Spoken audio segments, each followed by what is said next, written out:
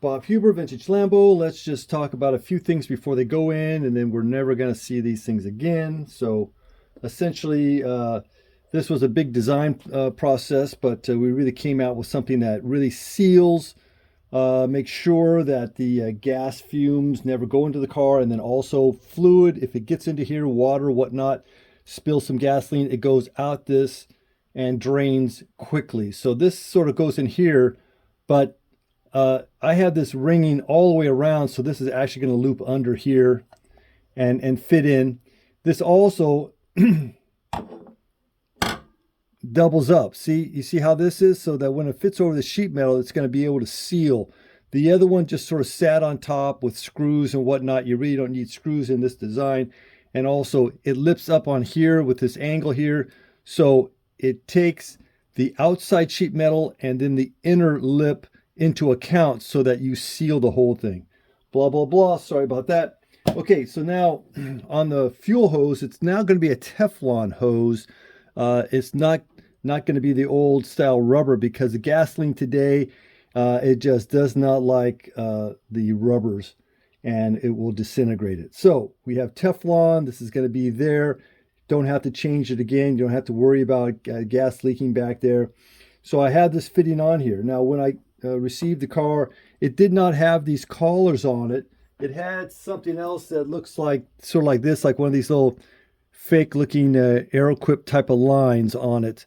So this was missing. But on top of that, I was able to get an original one to get some dimensions off of it. But because I'm going with a Teflon line instead of rubber, these dimensions actually change somewhat. So I'm trying to make it to what the original design is, but incorporate the Teflon. So I got a solid piece and then machined this, and now this is coated with a zinc. This was lovely, nice and shiny. You'll see it in the video of a while ago, but it's just gonna, discolor. So I just decided just to give it some protection, and I just went ahead and zinced it. And it was zinced originally, I believe. So we're trying to keep it that way. So you can see that the banjo goes like this, and then this is going to go into the hose. This, I was able then to bring it down. Luckily, I had enough metal on the original that I could put in the type of unit that is used on the Teflon. So if I can find that piece somewhere here. So this is what I bought. I bought the Teflon with a Teflon type of fitting, and discovered that this thread pattern here, I could match it on the old one without a lot of trouble. So that's really gave me like, oh man, this is really going to be fantastic that I can convert this over to Teflon. Okay, so now the filter on the car when I received it was this one here, nothing. And there was nothing, no pre-filter on the gas tank. And in a previous video, again, I have to link all these things, but unfortunately I'm not going to be doing it just yet. There's about this much in the gas tank before this reaches to the level area. So now the original, here's a brand new one with the screen on it, but with the screen there and the gas tank such, any debris in the gas tank just fits into this little area here about this deep, and like that. It's just a little pool that will put all of your stuff, whatever, rust bits, dirt, whatever, it's going to sit on top of this and clog it. So what I did is I came up with a filter that goes up. This space here is the space I was talking about. This is just dead area that would just collect. So now that is filled in, of course, with the brass. And then I have the actual holes for the gas to go through inside here and a screen. So now when this goes up in the gas tank and this is on it, that's how you're going to see it when it goes up into the gas tank. And now I've got all this pre-filter area, so no problems. The actual bottom of the gas tank is right here, right at this level here. So everything's going to go in, it's going to be filtered, and it's never going to clog up. Okay, that's the story there. I have to make sure that the gas tank, the filler neck, is perfectly centered. So you need to make some spacers on how it's mounted into the actual car. On the drain tube going through the wheelhouse, I am bending this 3003 tubing so I can get it through. I had to make some adjustments to make sure that it's always at a slant to go out. I don't need any fluid being collected in here, that's for sure. So this shouldn't be there at all. And a few fittings. I'm going to be putting some fittings on the end of this so that I can put my rubber hose onto that and make it nice and clean. And that's about it. We are about to put it in. So anyway, that's the gist of it. You know, I just made it out of solid brass for this thing here. So that's how it's going. I made some clamps to hold this line into the vise when I screwed this guy into it. I used some real good sealant, some 730 Dow Corning on the fuel fittings and fuel lines. That's how I do the sealing of these fittings. All right, okay, we'll get on with the program.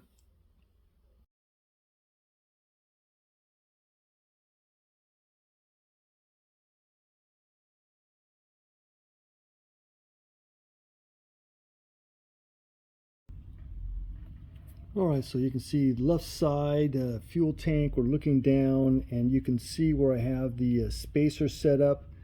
And although the picture is distorted, this is now centered. So you need to machine these so that it puts it right in the center. All right, now we're looking right through the tail light area and on.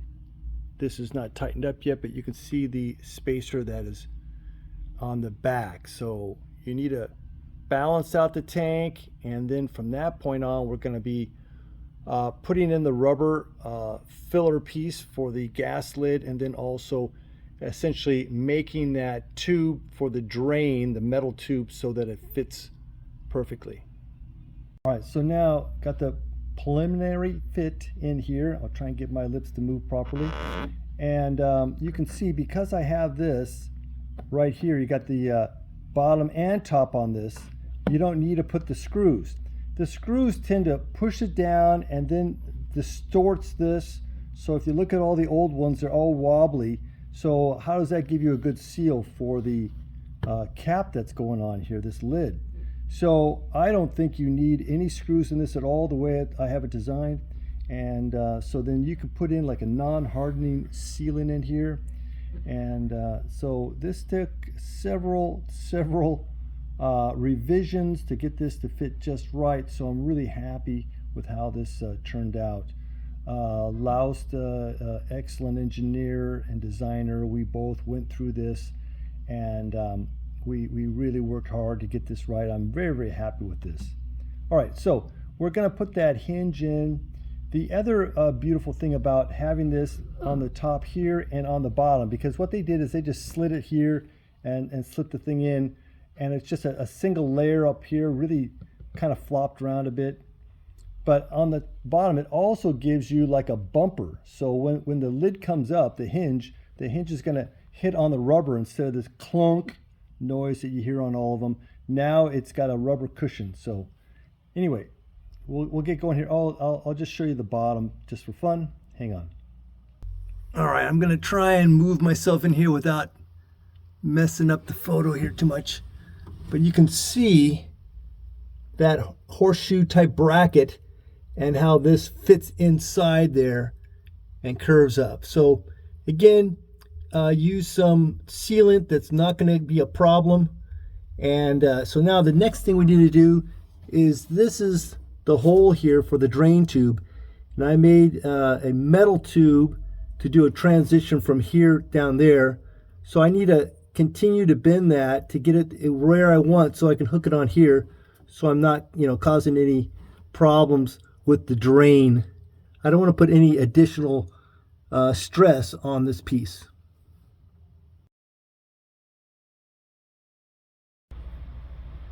Inside the left rear wheel well, and you can see we have this drain, and I have it draining down here past the body a bit and away from this exhaust pipe, just for good measure. Let me go over to the bottom of the gas tank. All right, so I need to get the correct length of this Teflon tube, so hose, and you can see this has the actual outlet that goes to the front of the car. The other side does not, so we follow this around. Of course, we have a muffler right here. There's going to be a clamp right up here that's going to hold this up a bit. I'm going to put it on hold for a second. All right, so now we're on the right side rear, coming around. Again, we're going to have a clamp here holding this up in place. And you can see that luckily this tube comes in a length, 6 foot length, so it just worked out that I've got a half a foot or so. I've marked this here, so when I slide it back like that, and considering the collar, that's going to fit good. So I'm going to then cut this off, and then I'll be putting this piece onto this. All right, these are the cover plates on the bottom of the gas tank where the banjo bolts go into. So to get the gas tank in, the floor has to have a slot in it. So this is going to cover the slots. So right side is usable, left side really wasn't. Left is a little different than the right, as you can see where the bend is. So nothing is exactly the same. Well, you can see it's a little bit showing corrosion, so we're gonna clean this old part up that we're gonna reuse. All right, I'm getting about down on these gas tanks, almost to the end. I've got to actually go in and machine the gas lid hinge. Unfortunately, it's just a hair off. I don't want it to hit the paint when I bring the lid down. It's just too close, so I'm going to take off about 40 thousandths on both of those slots. Wow, just super happy I got this as good as I could. You know, it's already been painted and all that, but I wanted to try and get some better gapping and everything. So now I have a better gap in here coming down to this edge. Then also it fits better in the back here too. So you can kind of see as I go down the gap that's there. Now I've increased that probably 3 times. But 3 times is still not a lot, that's for sure. But that gets you a pretty decent fit. Again, it's already been painted, so let's go to another spot. Okay, so now the tank is in permanently, yeah. And so this on the left side, I had this set up so this comes down on this edge here and flows out smoothly. And so then when we go to the other side, the right side, it flows smoothly. Also, you can see that the right side and left side are different. All right, so we have this Teflon fuel line is now in. And this plate here, I have this as a new one.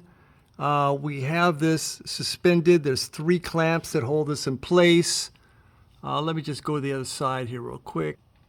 Okay, so on the other side, again, we have this, so you can see this one does not have fitting coming out. It's just on the left side is where the fuel actually goes to the front of the car, to the engine. There's another clamp up there. All right,